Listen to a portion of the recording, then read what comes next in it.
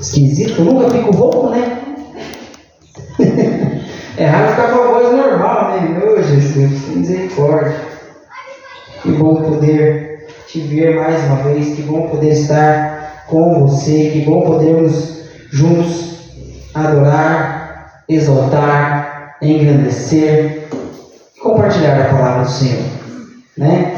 Que é algo tão importante, tão necessário, né? Necessário.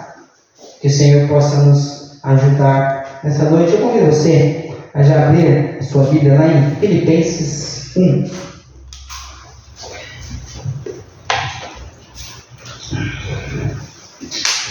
Hoje nós estávamos ali no aniversário da Segunda Renovada Curitiba. Louvo a Deus pela vida dos irmãos que puderam estar lá conosco, né? O culto estava uma bênção. O pastor Jaziel estava ministrando lá. O pastor Jaziel pastoreou essa igreja.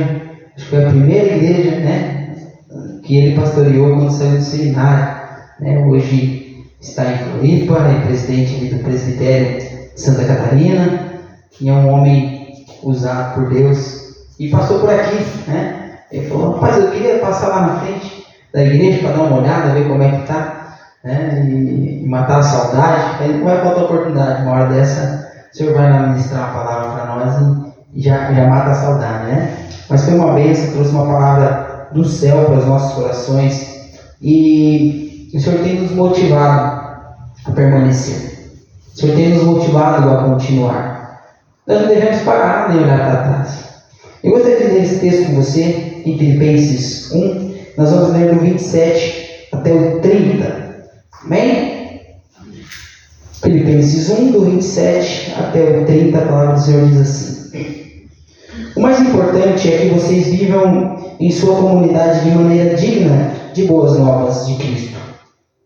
Então, quando eu for vê-los novamente, ou mesmo quando ouvir a seu respeito, sabereis que estão firmes e unidos em um só espírito, em um só propósito, lutando juntos pela fé que é proclamada nas boas novas. Não se deixem intimidar por aqueles que se opõem a vocês. Isso é um sinal de que eles serão destruídos e vocês serão salvos. Pois vocês receberam o privilégio não apenas de crer em Cristo, mas também de sofrer por Ele. Estamos juntos nessa luta. Vocês viram as dificuldades que enfrentei no passado e sabem que elas ainda não terminaram. Feche seus olhos, Pai. Peço que o Senhor venha estar ministrando aos nossos corações, conforme o Teu querer, conforme a Tua vontade, aquilo que o Senhor tem preparado para cada um de nós nessa noite, que nós possamos não voltar para casa sem levar aquilo que o Senhor separou, aquela porção que o Senhor separou para nós, ó Pai. Que nós possamos sair com os nossos corações transbordando da Tua palavra, transbordando do Teu Espírito Santo, sendo conduzidos pelo Senhor para sermos melhor, para servirmos melhor, para darmos o nosso máximo para a glória do Teu santo nome. Pai, nós oramos, gratos por essa palavra no nome de Jesus. Amém? Todo mundo aí? Tem alguns que não estão, né? Mas nós temos uma palavra que o apóstolo Paulo escreve na igreja de Filipe. E olhem que coisa, né? Quase não acontecia, mas Paulo estava preso neste momento, né?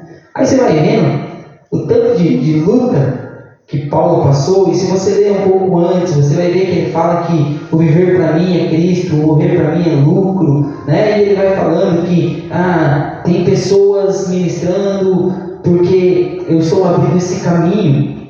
Ele entende que mesmo com essas prisões, com as perseguições, com as lutas que ele passava, que ele enfrentava, ele estava abrindo um caminho para as boas novas, abrindo um caminho para que outros pudessem também passar por aquele caminho. E muitos eram levantados e eram entusiasmados a levar o Evangelho através da vida de Paulo.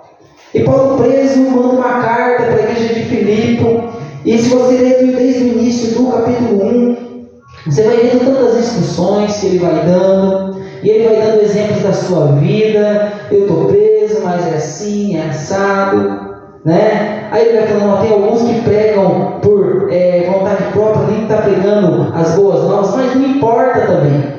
O importante é que o nome de Cristo está sendo anunciado. Se a pessoa está anunciando o Evangelho com má intenção, ele mal sabe que ele está pregando o Evangelho e está sendo usado. E ele está dizendo isso para aquela igreja.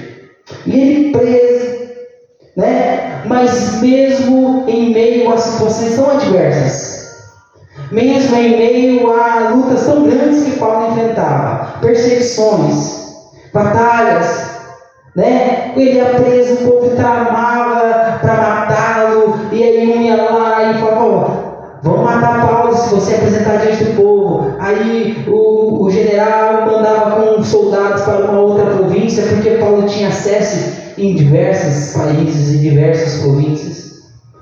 Ele era um homem muito conhecido e era protegido por Deus, mas mesmo assim ele não desistia, mesmo assim ele não parava. Paulo, ele demonstrava alegria quando ele enfrentava as dificuldades por amor a Cristo. Gente, será que isso é convenção? É convencimento? Ou será que isso é uma conversão? Sabe, Saulo, ele tinha oportunidade de ser um grande homem, um grande professor, um grande sacerdote, um dos maiorais ali na sinagoga, porque ele foi criado diante de um grande professor. Saulo era super conhecido e respeitado. Sabe, Saulo, ele perseguia os cristãos porque ele defendia a lei de Deus. Sabe, ele conhecia e ele era de uma religiosidade tamanha que na mente dele estava se levantando alguém contra. Mas o próprio Cristo diz que ele não veio para quebrar a lei, ele veio para cumprir a lei. Então, quando o próprio Cristo encontra Saulo e ele literalmente cai do cavalo, e ele perde ali a sua vista, e ele tem uma vida transformada, porque ele teve um encontro com Cristo. E ali volta já não mais Saulo, mas Paulo, aquele que perseguia, sendo perseguido, aquele que queria matar, pessoas querendo matar ele, aquele que tentava de todas as formas atrapalhar, estava sendo atrapalhado. E sabe, ele não desistia. E sabe, você vê, pode discorrer a história de Paulo em Atos dos Apóstolos, nas cartas que ele escreveu, você não vê ele reclamando da vida. Assim, de uma forma, Deus, está difícil, me prender de novo. Aí quando ele ia preso com Silas, ele louvava o Senhor. Quando ele estava levando ações, ele sabia que era pelo Senhor. Quando ele estava sendo perseguido, ele sabia que era por causa do Senhor. E ainda assim ele continuava. E ainda assim ele continuava preparando, abrindo esse caminho para que o Evangelho pudesse chegar até nós também. Paulo viajou por diversas cidades. Paulo viajou pela Ásia, Paulo passou pela Europa, Paulo passou por tantos lugares. E com certeza ele deixou muitos legados aonde ele passou. Deixou muitas gotas de sangue aonde ele passou. Mas ele é um homem reconhecido na história. E ele escreve essa carta para os filipenses, para essa igreja de Filipe, com um convite à comunidade, para que os irmãos pudessem ter uma vida diferente, para que os irmãos pudessem ter uma vida em unidade, uma vida que agrada a Deus, uma vida que mesmo com perseguição, não desistir, não parar. Ele usa o exemplo dele, fala assim, você está vendo como eu sofri, isso não importa, isso não importa. No verso 20, eu vou dizer assim, a minha grande expectativa e esperança é que eu jamais seja envergonhado, mas continue a trabalhar corajosamente, como sempre fiz de modo que Cristo seja honrado por meu intermédio, quer eu viva, quer eu morra. Você entende a grandeza da ousadia desse homem? Isso só é possível se tiver um encontro com Cristo. Isso só é possível se tiver um embate, né? Aquela pancada, né? Ser atropelado pela graça. E é isso que nos transforma. E é isso que muda, e às vezes nós não entendemos isso. Às vezes qualquer coisinha é motivo de nós reclamarmos. Senhor, hoje não dá. Senhor, estou cansado dessa vida. E todos nós passamos por isso. Todos nós enfrentamos dificuldades, e isso é certo.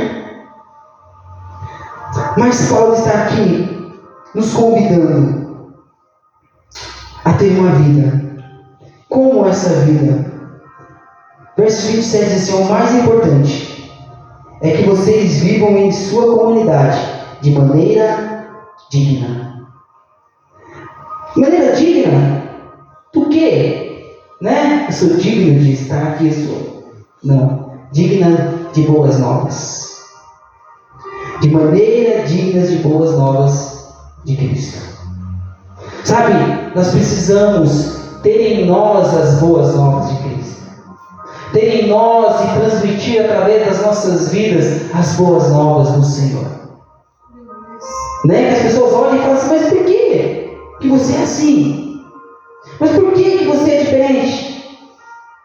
Por que você não faz isso de errado? Por que você não faz aquilo de errado? Por que você não vem por aqui comigo? É porque eu estou tentando viver de maneira digna das boas novas de Cristo. Para que através da minha vida as boas novas sejam anunciadas. Amém? Estão comigo?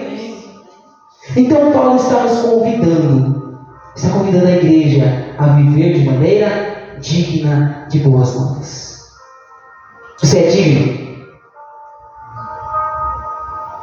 Sim, né? Porque Ele nos faz dignos. Ele olhou para nós e enxergou isso em nós. Ele também nos convida mais para frente. Vou dar continuidade ali. Então, quando eu for vê-los novamente, ou mesmo quando ouvir a seu respeito, sabereis que estão firmes e unidos em um só Espírito e em um só propósito, lutando juntos pela fé que é proclamada nas boas novas. Ele nos convida a estar firmes e unidos no mesmo Espírito. Eu louvo a Deus porque nós temos entendido isso aqui neste lugar e temos buscado viver alinhados na vontade do Senhor. Você já viu alguma igreja que cada um puxa para um lado? Talvez os mais antigos que passaram por algumas outras igrejas vai lembrar que já passou por uma igreja que um quer uma coisa, outro quer outra, aqui, ali. E a igreja começa a se dividir, a igreja começa a sofrer, e a liderança começa a sofrer porque não estão alinhados e unidos no mesmo Espírito. E é por isso que nós precisamos buscar no Espírito um alinhamento para nós caminharmos como igreja do Senhor nessa terra. E eu não estou falando como igreja renovada do bairro alto. Eu estou falando como igreja do Senhor nessa terra. E a igreja do Senhor nessa terra precisa estar unida e alinhada no mesmo Espírito. Glória a Deus. Talvez você, na tua mente, está meio perdido. Mas eu não sei para onde eu vou. E aí você precisa buscar no Senhor alinhamento. Aí você precisa buscar ainda, Senhor, me alinha à vontade do Senhor. Sabe? O alinhamento não é na vontade do pastor, mas é alinhado no Espírito, naquilo que o Senhor tem para esse lugar, naquilo que o Senhor tem para a sua vida. Amém. Glória a Deus. Unidos. E sabe o que é interessante? Que Paulo fala assim: quando eu for vê-los, ou quando eu ouvir alguma notícia, eu quero ouvir isso. Eu quero ouvir que vocês estão alinhados. Olha, que vocês estão firmes, que vocês estão unidos, que vocês estão no mesmo propósito, lutando juntos pela fé que é proclamada nas boas obras, nas boas novas, perdão. Sabe, unidos, firmes, fortalecidos no mesmo propósito. Estar firmes, gente, não quer dizer que às vezes dá uma balançada, né? Que nem diz o ditado, né? Igual o palanque no banhado, né? Mas que o palanque no banhado ele balança, mas para você tirar dali, não vai, porque ele dá pressão. Você puxa, e ele não sai. Ele está firme ali. Mesmo que às vezes dá uma chacoalhada, mas não tira fácil. E a nossa vida às vezes dá uma balançada, mas isso não pode nos tirar da estrutura que é o que nós cantamos nessa noite, que é Cristo, o nosso fundamento. Estar firmes e unidos no mesmo Espírito, alinhados com o mesmo propósito. Qual é o nosso propósito? Ser uma igreja de pessoas comprometidas com Cristo. Comprometidas com Cristo. Eu sei que você tem um compromisso com o seu irmão, você tem um compromisso com o seu esposo, com a sua esposa, você tem um compromisso com o pastor da igreja. Nós temos um compromisso uns com os outros, sim. Mas nós queremos ser comprometidas com Cristo, com o que Ele nos ensina, com a Sua palavra, para que a gente possa andar alinhados, firmes, no mesmo propósito, mas não porque eu quero, mas no Espírito. Amém? Amém. Amém. Glória a Deus. E aí ele fala, né, que pela fé que é proclamada nas boas novas. Queridos, alinhados nesse propósito, nós precisamos estar proclamando as boas novas, levando as boas novas. O que é boa nova? Talvez para nós não é nenhuma novidade. Talvez para nós não é uma novidade, porque é Cristo. Mas quando eu preguei sobre João Batista, ele anunciava a boa nova. Cristo que estava por vir. Aquele que ele não era digno nem de desatar as suas sandálias. Pregava arrependimento. Mas nós precisamos levar as boas novas. O que é boas novas? É boa notícia. Né? Diz o ditado que notícia ruim anda rápido, né? Mas nós precisamos fazer com que a notícia boa ande mais rápido ainda. Nós precisamos fazer com que a boa nova, a nova notícia, a boa notícia de que Cristo nos resgatou, que Cristo nos ama, de que Cristo vai voltar para nos buscar e não vai tardar, corra rápido. De alguma forma. Sabe, às vezes a gente pensa em fazer tantas coisas para anunciar o Evangelho, e aí o nosso tempo é limitado. Mas sabe que nós podemos colocar no nosso status uma palavra. Nós podemos colocar no nossas redes sociais uma palavra. Nós podemos mandar uma mensagem para o nosso amigo, que não leva nem segundo, e anunciando as boas novas. Temos tantas ferramentas hoje. E eu não estou falando de você, estou falando de nós. E muitas vezes nós não usamos. Usamos para tantas coisas, né? Usamos para muitas coisas, como nós estávamos estudando aqui esses dias sobre as tecnologias. Usamos para muitas coisas, mas muitas vezes nós nos esquecemos de usar para levar as boas novas. Boas novas de paz. E aí nós não entendemos como vamos ter paz num mundo terrível desse. Mas a paz que o Senhor nos dá é uma paz que excede o entendimento. Então não precisa eu saber como que vai acontecer. Ele dá apenas essa paz sobre nós. Ele derrama sobre nós essa paz. Precisamos proclamar as boas novas. E aí, no verso 29, tem uma palavra muito dura, que ele fala assim: pois vocês receberam o privilégio. Fazem privilégio. Privilégio.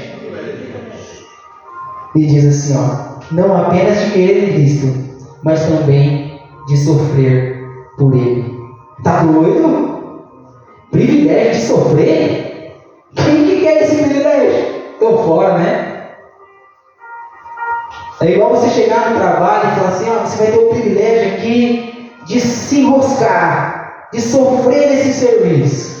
Esse serviço é ruim. E olha que privilégio que você tem de trabalhar aqui, né? Você tem o privilégio de cortar sua mão na cara, né, Carlão?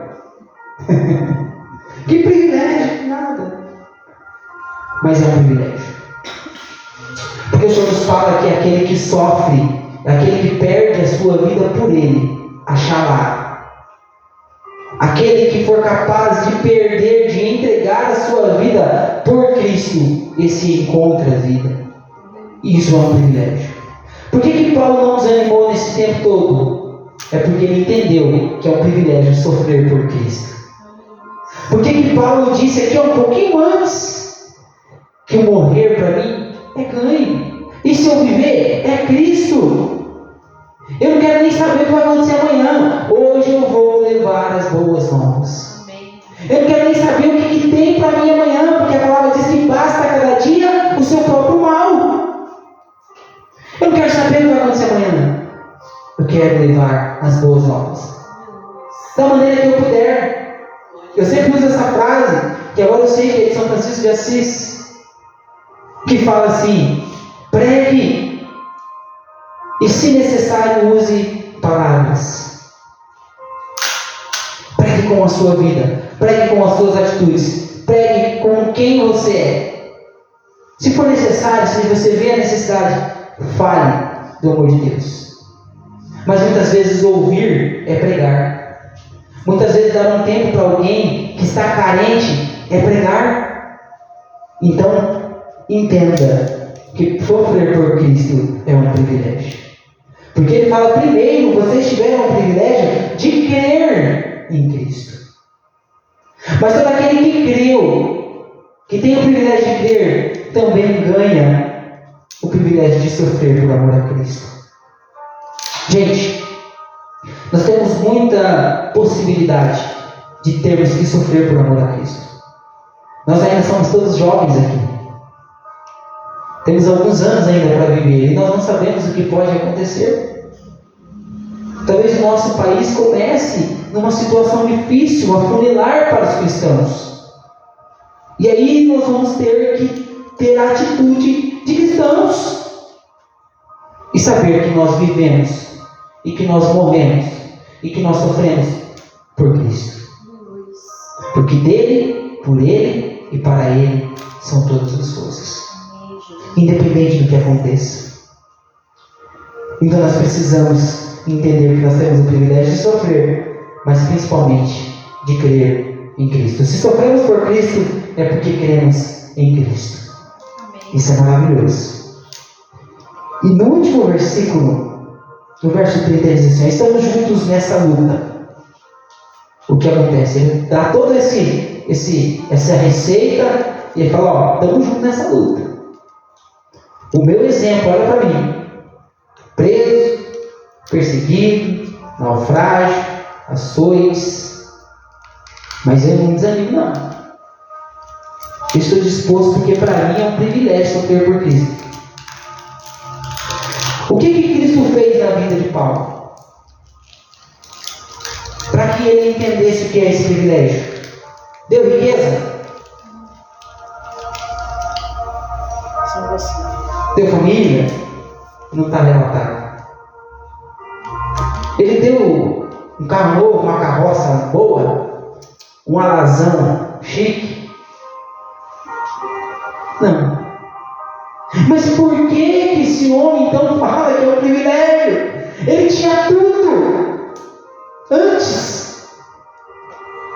Mas aí ele encontra com Cristo e aí ele começa uma vida difícil, puxada, pesada, de perseguição. E aí nós queremos vir para Cristo e que a nossa vida vire um mar de rosas. E sabe, mesmo com todas as lutas que enfrentamos, a nossa vida é um mar de rosas. Nós temos paz, nós temos tranquilidade. Sabe, o Senhor tem cuidado de nós de uma maneira que nós não merecemos. Quando nós olhamos para aqueles que deram sua vida por amor a Cristo, nós não merecemos todo o conforto que nós temos. Mas o Senhor nos dá porque Ele nos ama. Porque Ele cuida de nós em cada detalhe. E você acha que Paulo não viveu momentos de cuidar do Senhor? No final desse livro ele fala assim: olha, eu agradeço a Deus pela vida de vocês que mandaram uma oferta pela vida de Epafrodito, acho que é isso, né? Que mandaram uma oferta, foram de muita serventia na minha vida, que me abençoou. Sabe, ele era suprido, ele era cuidado.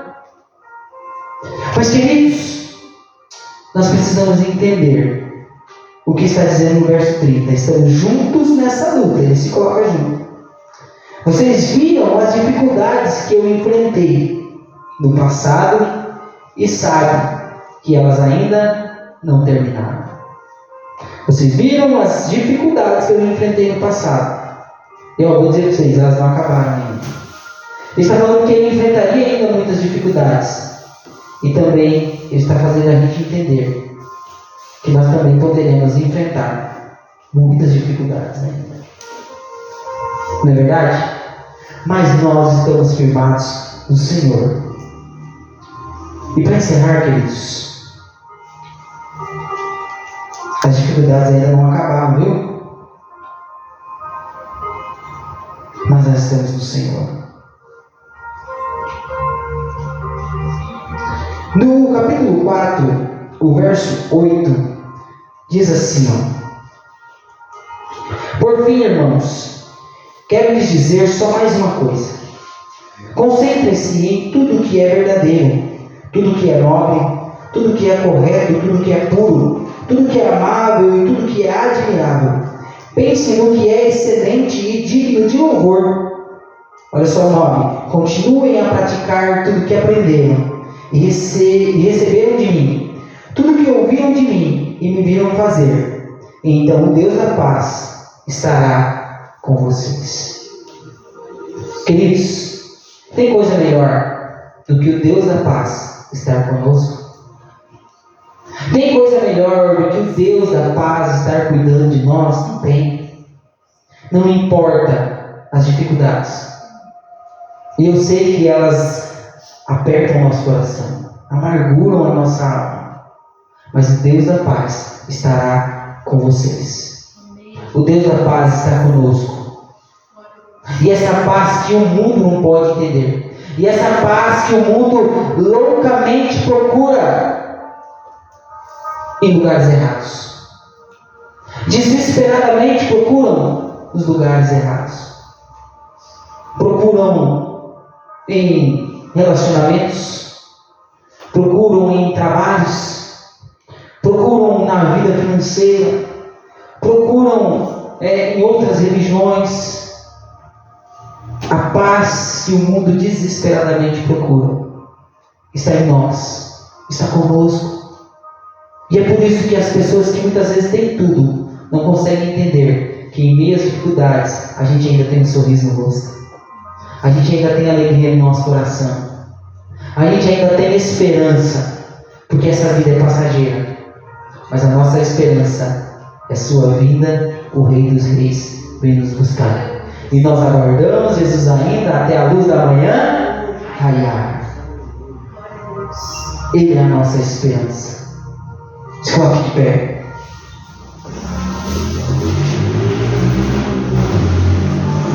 Nós precisamos seguirmos com os nossos olhos no Senhor, com os nossos olhos em Cristo, anunciando as boas obras e levando aquilo que o Senhor tem colocado na sua vida. A paz. O Deus da paz está em você. Eu quero louvar a Deus pela sua vida. Porque as dificuldades, elas não terminam por aqui. Assim como Paulo falou assim, você sabe bem o que eu passei. E olha, não acabou não. Tem mais. Amanhã depois, sofro de novo e eu vou vivendo. Enquanto eu viver, eu vivo Cristo. E a hora que eu tiver que partir, e ele teve que partir, foi decapitado. Porém, combateu o bom combate, acabou a carreira aí, guardou a fé. Eu quero orar com você. Eu quero pedir para que Deus nos fortaleça. Nos fortaleça para seguirmos com esse entendimento de que mesmo que venham as lutas, as vitórias são maiores, as bênçãos são maiores, os cuidados de Deus ainda é maior, porque o Deus da paz está conosco, porque o Senhor, aquele que nos guarda, está conosco. Ele não nos abandona, Ele não nos deixa, porque Ele é aquele que nos escolheu antes da fundação do mundo. Ele nos escolheu desde o ventre da nossa mãe, antes de os nossos pais colocarem nome em cada um de nós. Ele já sabia qual seria o nosso nome.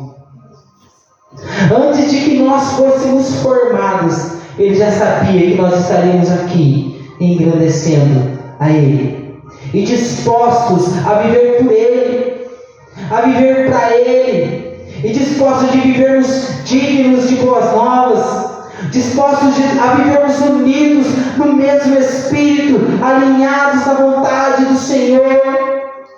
Ele nos chamou para um propósito, e o propósito é levar as boas novas. Levar as boas novas. Senhor, eu te louvo por essa palavra, Senhor. Eu te louvo, Senhor, porque o Senhor tem feito grandes coisas e tem cuidado de nós. Como é possível não nos prostrarmos diante de uma grandeza, diante de uma autoridade, diante de um poder tão grande? Como é possível nós não entendermos, Senhor, quem o Senhor é? E não nos rendermos, Senhor, à Tua glória, e não nos rendermos à Tua santidade. Senhor, nós queremos nos colocar mais uma vez como instrumentos, como servos do Senhor, e pedimos, Senhor, que nos fortaleça, que nos livra, Senhor, que nos guarde, Senhor, que nos conduza, Senhor. Eu sei que lutas virão, que batalhas nós deveremos enfrentar, mas o Senhor é aquele que está em nós. Maior é o que está em nós do que o que está no mundo. O inimigo pode até tentar, mas ele tenta para cair. Ele pode até querer, mas ele vai ficar querendo, porque o Senhor é quem está conosco. Senhor, nos ajuda, Pai. Nos fortalece a cada dia. Que a Tua igreja aqui no Bairro Alto seja cada dia surpreendida pelo Teu mover, pelo Teu poder, pela Tua presença, pelo Teu Espírito, Senhor. Que nós possamos ter um coração quebrantado, um coração contrito, que é aquele coração que o Senhor não rejeita. Que a nossa vida possa estar alinhada, Senhor, à Sua vida. Nos ensina, nos instrui, nos move, para que possamos caminhar sempre, olhando para o Senhor. Porque se nós estivermos alinhados, firmes, unidos no mesmo Espírito, o Deus da paz estará conosco. E essa é a Tua promessa, e é nela que estamos firmados, Senhor. Nos ajuda, nos dê estratégias, nos dê, Senhor, motivação a cada dia mais, nos dê ânimo a cada dia mais, nos dê coragem e nos dê ousadia para levarmos as Tuas boas novas, Pai. Nós Te louvamos porque o Senhor é fiel, porque o Senhor é bom e porque o Senhor tem cuidado de nós, Pai. Nós oramos, graças a Ti no nome de Jesus. Amém. Glória a Deus. Amém. Está feliz com o Senhor? Vamos viver